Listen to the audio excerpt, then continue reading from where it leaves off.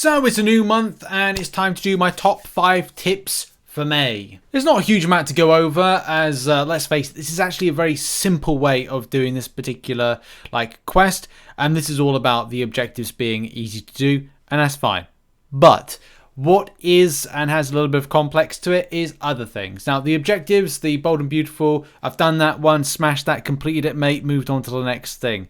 The first thing that really kind of comes to mind is these Guardians of the Galaxy Synergy solo events. They're really easy to do as well, depending on how you want to take them on. If you want to do them for free, going to Arena, use your Guardians champions, use Guardians Synergy based champions, and it's done. If you're not interested in that particular stuff, then you can go a different route. My top tip when it comes to this is going to back issues. Back issues number 4. Number 4 is the Waning Moon one. Go into the first quest, Ace Team, and go and take in a Guardians based champion. You go in and go and repeat smashing this particular Drax right here. That gets the bold and beautiful done. And Legally Blonde, I have kind of gone over. There's like a Hawkeye fight to kind of go over with that one. It's your choice whether you want to repeat this quest. It's an option, but there is a slightly better option from a questing point of view, and that is quite simply going to Road to Labyrinth, or you could do quest 1 or lower quests like 1 energy cost quests with auto fighting. But let's face it, you want ease, you want leaving something just to kind of like brew and get on with it. And so for 98 fights with that particular solo event, which as you know repeats on a weekly basis, and let's face it, it's actually really easy to do. To be honest, you might not even rush to do it. You could just get on with it, like doing it, going in different areas. However though, Road to Labyrinth, first quest, you want to burn about 10 energy, then just like sink a Guardian's team into auto fighting it and repeating it. Again, choice, up to you. 1 energy, 1 fight with a 6-star Guardians champion, gets it done. Again, optional choice with you, but that's the first tip. Tip number 2 is all about unit acquisition and unit farming before July 4th deals. Now, the deals may not drop on July 4th. They may drop on, say, something like the 30th of June, which might mean that if they run for a week, you have 7 days to add in some additional unit grinding in Arena. So do bear in mind, there could be a lot more units on offer. Not a huge amount, but say an extra 1,000 units that could be on offer than what I'm putting out. But I just mind it's an estimation. So what's this estimation? Well, if you do all the normal through to uncollected, auto fighting, maybe auto fighting, with grabbing units from doing the event quests, and also your calendars, also your solo events, which you could see about 66 plus. There could be a few more than that available, or the 22-hour events, 1,650 units, and 7-day alliance-based events, which give 60 units a time, depending on how far your alliance goes for stuff, 480. Plus, if you're spenders, you get an additional 600 based on potential weekly-based events, you know, Test of Paragon, Test of Thronebreaker, etc. So the total units for spenders, 4,130 units. For those that are non-spending, like myself, 3,530 units could be got from just those particular means. And there could be some other non-arena based events, and maybe a story mode that you do that could factor in some stuff. And then doing a bit of an arena grind. If you're doing a low end, 2,528, high end, 7,808. And it gives you some final totals to kind of like go with on this one. And do bear in mind, these are just estimations on stuff. In that, if you are going a very low end, 4,220 units, and then another low end element with an RNG factor of arena crystals, you could see 9,248 units. But if you're willing to grind out now, you would have enough for a high end grind and pick up 18,000 units, which could be enough right now to get what you need from the the deals that come up. But hey, you never know. If you don't try now, you never know what happens at the end of it. It's definitely something I need to do because I am behind in my grind, but I've got other things I'd like to do with my free time than grind excessive amounts of arena. But I'm going to have to eat my words and get grinding, unfortunately. The next thing is side quest. Right, tips about side quest. I've gone and done a video like fully devoted to this and how the month works and stuff like that. It's a really like straightforward month of things. Now I've done quite a bit of episode 1. I'm actually working through episode 1, the Phantom Menace, and also like this is, yeah, just a really good opportunity. It's a really straightforward quest. There are some kind of complex things that need to be explained with it if you don't know already. When you do this, the choice is up to you how you approach it from a exploration standpoint. You will need to explore in order to get this done, and this will fall in line with doing the following.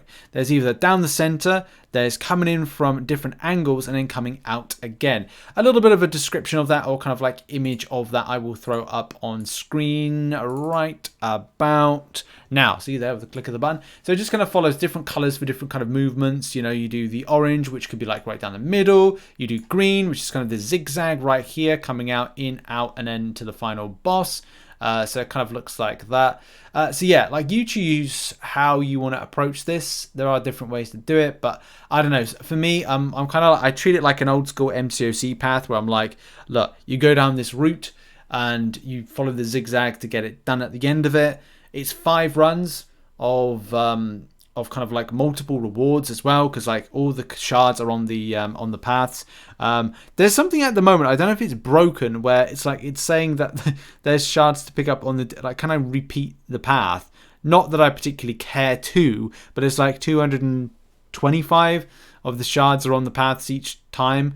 Let's just kind of like go back. That could have been a bug, because I think that was a bug in there for the first 24 hours. Especially if I go to, let's go to some lower content, just to kind of like check if that's the case, or if they've been expired or taken away. And the answer is they've been taken away. So that's bugged. The paths are bugged, and I'm not going to repeat those bugged paths because like, well, you know what, Kabam my life when I want to like take on people and bug and like ban people. And when it comes to like an exploit, so you've got to be very careful about these things. But yeah, that's a tip right there, is to follow a path that you see fit, but also do bear in mind you have to 100% it to get the full exploration. And as well, that plays into the Escape from Titan like objectives, which does have a lot of the meteor type stuff that you want in them right there. Look at all those meaty stuff, and a 6-star awakening gem as well to boot. Thumbs up, love it. Tip number 3 is all about Battlegrounds. Now you've got some options here. Either with the current state of the game, which is kind of stinky at the moment when it comes to Battlegrounds and things not working well, server lag and performance issues and stuff like that, this could be a good opportunity. Where there's crisis and problems, there's an opportunity to capitalize. How?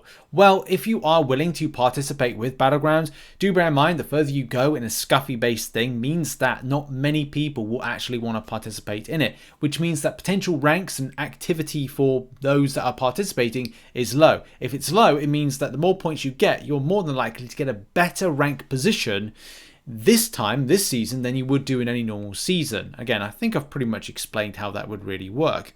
Where, yeah, low amounts of people's interest means that they go, oh, well, if I was a person that went, oh, I was in Diamond, Platinum, Gold last year, and I'm like, right, well, I don't really care too much to participate, and you only end up in Silver, then anybody that participates and gets higher jumps up with lower effort to get above them. I think that, again, I've kind of explained that as well as I possibly could. The part 2 to this, and a different option, is you can either go, right, well, this season's kind of like a no-go for me. I'm going to save my Elder Marks and get more involved next season. So maybe hoarding our Elder Marks, victory shields, could be the good opportunity right here to make some gains in the foreseeable future. And tip number 5, and I was really struggling to find any kind of like 5th tip on anything with this month, because there's not much going on really, and that's just a case of like, plan your future, plan what you plan to do with the game. Are you looking to rank up a champion? Is there a champion you like? Do you want to rank it up? Then work towards that. Plan rank ups for things like Battlegrounds. Look at future seasons metas, which we'll probably cover in the next couple of weeks as to whether or not you're ranking up something for that. Or look at, if you've had a difficult champion interaction, you're like, well, I don't like facing off against this champion, but it could be something that a lot of other players don't like facing off against, like Spider-Man Supreme, Absorbing Man, and so many others. If you're looking to kind of, you have one and want to bring them up, then look towards ranking them up and being that troublemaker champion for your defense team for your draft. The other thing when it comes to this is that you could be looking at preparing for the future, whether it be units. There's a champion coming up that will be in a selector. If you want to get that selector, you're going to have to grind out Arena to get the amount of units you require as a non-spending player in the July 4th deals to get the selector crystals or champion selector from a certain year. And you get that champion and you're able to make some gains, whether it's on offense or defense or something that's kind of a bit of both. So look towards that. So grind out, farm those units to kind of better place yourself. And the final thing would be is just do content. One thing for me is that I am a little bit behind on my grind, and that's just because I decided to take a little bit of a break, and I am hopefully going to be 100%ing Act 8.2 over the month, but also trying to get the units I require to then make gains when it comes to getting selectors, rank up materials, tier 6 cast catalysts, and all the stuff that you get from July 4th deals from an 18,000 unit deal. That is what I'm trying to aim for. So have plans. I'm also looking to redo my relics. I've ranked up all my relics, so it's not a case of like previous months I've gone, oh well, I don't know what I'm doing with relics. I've ranked them up, they're ready. I just need to now assign them to the right champions based on what I want to do, and that's going to be something I'm going to be focused on in another video. So the final tip is plan for the future, create goals and targets, and do that if you are interested in still playing and grinding out the game. And that's been it. That's been the top 5 tips of the month. Hope you enjoyed the video. Please hit the like button, check out some other content located on screen, and I think I'm done with side quest and like event coverage for May. Roll on 7-star stuff. Cheers everybody, see you soon, bye bye.